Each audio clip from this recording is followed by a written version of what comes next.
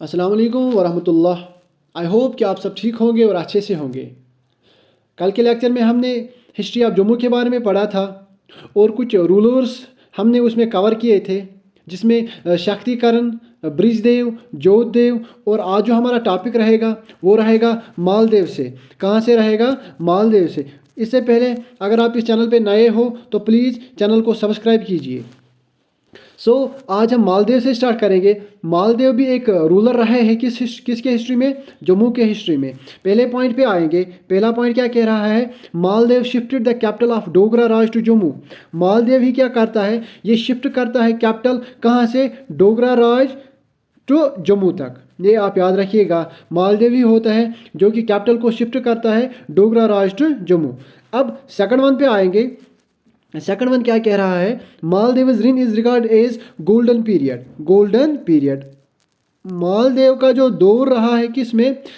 जम्मू में, उस दौर को हम गोल्डन पीरियड कहते हैं। अब ये सीधा एग्जाम में क्वेश्चन बन सकता है, whose reign is regarded as golden period in Jammu. So हमारा आंसर क्या रहेगा? मालदेव। क्या रहेगा? मालदेव। अब थर्ड वन पे आएंगे। थर्ड वन क्या कह रहा है? Maldev erected a building as पुरानी मंदिर which was named as Mal Mandi. Maldev क्या करता है? ये एक बिल्डिंग को बिल्ड करता है, इरेक्ट खड़ा करता है, और उसी बिल्डिंग का नाम क्या रखा जाता है? पुरानी मंदिर। पुरानी मंदिर। लेकिन उसके बाद इसी का नाम चेंज होता है माल मंडी। ये आप याद रखिएगा, इसका नाम फिर क्या रहता है? माल मंडी। आपके लिए मैं फिर से रिपीट करता हूँ। मालदेव इरेक्टेड अ बिल्डिंग एज पुरानी मंदिर। मालदेव एक बिल्डिंग को बनाता है जिसका वो नाम पुरानी मंदिर रखता है, लेकिन उसके बाद इसी का नाम चेंज फिर होता है माल मंडी। माल मंडी, ये आप याद रखिएगा। अब फोर्थ वन क्या है? It was Raja Maldev who for the first time set, sorry एक ही सेट है इधर, on the gaddi and this tradition continued with all Dogra kings. Raja Maldev ही होता है जो कि फर्स्ट रहता है, फर्स्ट इंसान रहता है जो कि किस पे बैठता है? गढ़ी पे। गढ़ी एक किस्म का क्यूजन होता है या थ्रोन हम इसको कहते हैं, और यही ट्रेडिशन कंटिन्यू रहता है किस में? ऑल डोगरा किंग्स में। ये आप याद रखिएगा। सिंपली एग्जाम में क्वेश्चन बन सकता है कि वो कौन सा इंसान पहला था जम्मू में जो कि किस पे बैठा? गढ़ी पे बैठा। तो कौन था? राजा मालदेव। ये आप याद रखिएगा। अब फिफ्थ वन पे आएंगे। तैमूर इन्वेडेड जम्मू ड्यूरिंग मालदेव रिन। अब ये भी इंपॉर्टेंट यहाँ पर बन रहा है। ये अच्छा क्वेश्चन है कि तैमूर जो था ये भी एक रूलर रहा है जम्मू एंड कश्मीर में। वो इन्वेड करता है, वो इन्वेड करता है कहाँ? जम्मू में। लेकिन उस टाइम जो दौर हुकूमत चला रहा था जम्मू का, वो कौन था? वो था मालदेव। ये आप याद रखिएगा। सिंपली एग्जाम में ऐसा क्वेश्चन आ सकता है कि तैमूर ने कब जम्मू इन्वेड किया? सो कब किया? हाँ, उस टाइम कौन रूलर था? उस टाइम मालदेव हुकूमत कर रहा था जम्मू। ओके। उसके बाद और एक रूलर आता है हिस्ट्री ऑफ जम्मू में, उसका नाम होता है अजैब देव। अजैब देव। अजैब देव क्या करता है? पहले पॉइंट पे जाएंगे। He maintained a cordial relationship with Zainul Abidin. अब अजैब देव कौन होता है? ये एक रूलर रहता है किस हिस्ट्री में? जम्मू हिस्ट्री में। अब वो एक कॉर्डियल रिलेशनशिप मेंटेन करता है किसके साथ? जैनुल आबदीन के साथ। अगर आपने मेरे लेक्चर्स देखे होंगे, जो ये जैनुल आबदीन था, इसका जो टाइम पीरियड रहा है वैली में वो रहा है 1420 से लेकर 1470 तक। 1470 तक। अब यही अजैब देव क्या करता है? ये एक कॉर्डियल रिलेशनशिप मेंटेन करता है किसके साथ? जैनुल आबदीन के साथ। Zainul Abedin of Kashmir and remained same from safe from Khokhar troubles. Khokhar troubles. Khokhar troubles. अब ये खोखर ट्रबल्स कौन थे? खोखर ट्रबल्स। खोखर ट्रबल्स एक ट्राइब था। ये क्या करते थे? ये हारिश करते थे किनको? इनहेबिटेंट्स को। या सिंपली मैं आपके लिए ये बताऊं कि जो खोखर ट्रबल्स थे, ये इनहेबिटेंट्स जो जम्मू एंड कश्मीर में वैली में रहते थे, ये इनको सख्ती के साथ पेश आते थे। कौन? खोखर ट्रबल्स। और जो भी कारवान्स थे, कारवान्स हम उसको कहते हैं जिनको एक जगह से दूसरी जगह जाना होता है, उन कारवान्स को भी ये क्या करते थे? हार्श करते थे, चोरी माल ले जाते थे। ओके। सिंपली आपके लिए मैं फिर रिपीट करता हूँ। जो अजैब देव था, अजैब देव क्या करता था, ये एक सिंपली मैं आपको समझाने के लिए कहूँगा, ये फ्रेंड था किसका, ज़ैनुल आबिदीन का। जो ज़ैनुल आबिदीन कहाँ का था, कश्मीर का था। And remain same from Khokhar troubles. और इससे क्या होता है, ये सेफ रहता है खोखर ट्रबल्स से, खोखर ट्रबल्स। आई होप यहाँ तक आपको चीज़ें समझ आ रही होगी। उसके बाद क्या है,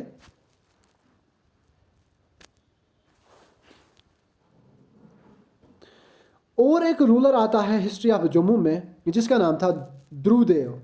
क्या, ध्रुवदेव।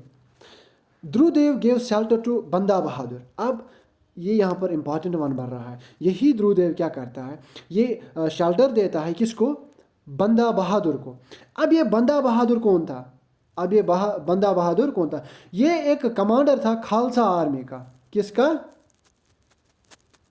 खालसा आर्मी का ये कमांडर था। कौन, यही बंदा बहादुर, आप ये याद रखिएगा।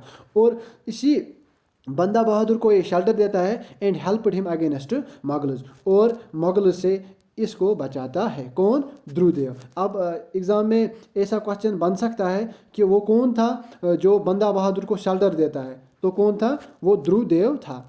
उसके बाद क्या है, Dhruvdev built the Mubarak Mandi complex.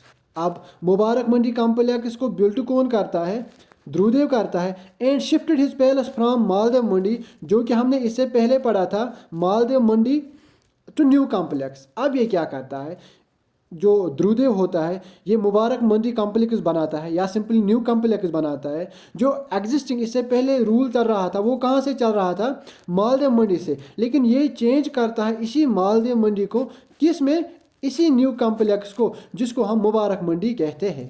I hope ये आपको समझ आ गया होगा। ओके, उसके बाद क्या है, और एक रूलर आता है हिस्ट्री ऑफ जम्मू में, और एक रूलर आता है हिस्ट्री ऑफ जम्मू में जिसका नाम महाराजा रंजीत देव था। महाराजा रंजीत देव, ये आप याद रखिएगा।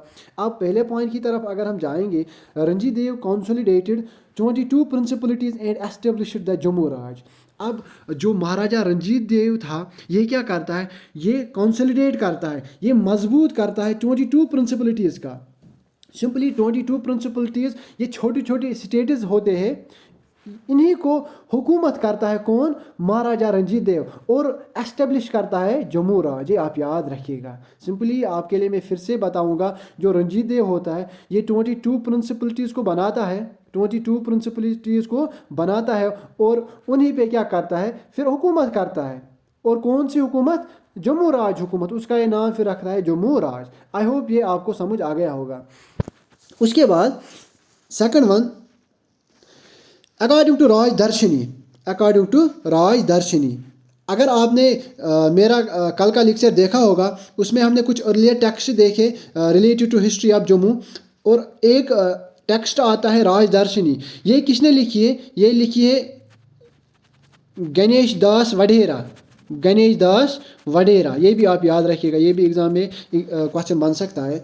अब यही राजदर्शनी लिखती है, Ranjit Dev enforced law and order very effectively and Jammu was called Darul Aman, abode of peace during his period. अब राजदर्शनी लिखती है जो कि रंजीत देव है, इसने इतने लॉज एनफोर्स किए, लेकिन किस तरीके से, अच्छे तरीके से, very effectively. And Jammu was called Darul Aman, Darul Aman, Darul Aman. अगर हम इंग्लिश में देखेंगे दारुल अमन हम कहते हैं abode of peace. So simply मैं आपके लिए ये कहना चाहूँगा, जो महाराजा रंजीत देव का पीरियड रहा है, रिन रहा है कहाँ में, जम्मू पे, उस रिन को हम कहते हैं Darul Aman, Darul Aman, abode of piece. ये यहाँ पर इंपॉर्टेंट वन बन रहा है, ये एग्जाम में आ सकता है question.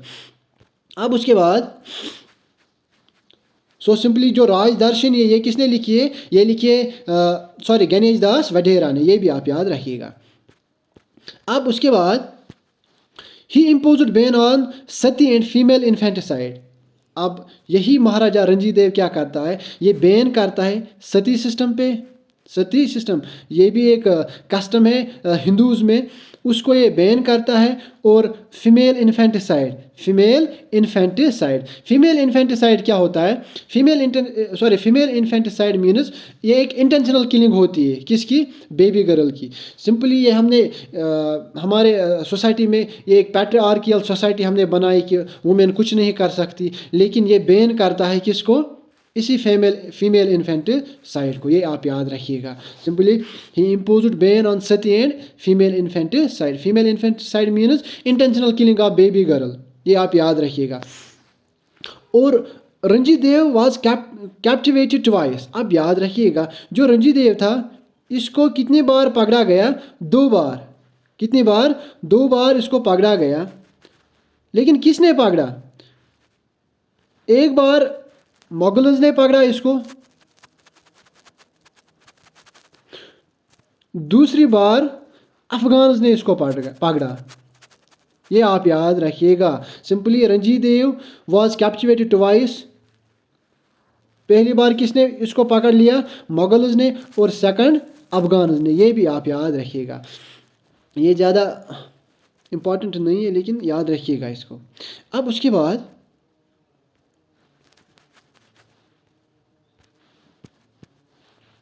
The Dogri poet and scholar Pandit Devdutt, एक डोगरी पोइट एंड स्कॉलर रहा है, उसका नाम पंडित देवदत्त है। State at his court. अब ये यहाँ पर इम्पॉर्टेंट बन रहा है।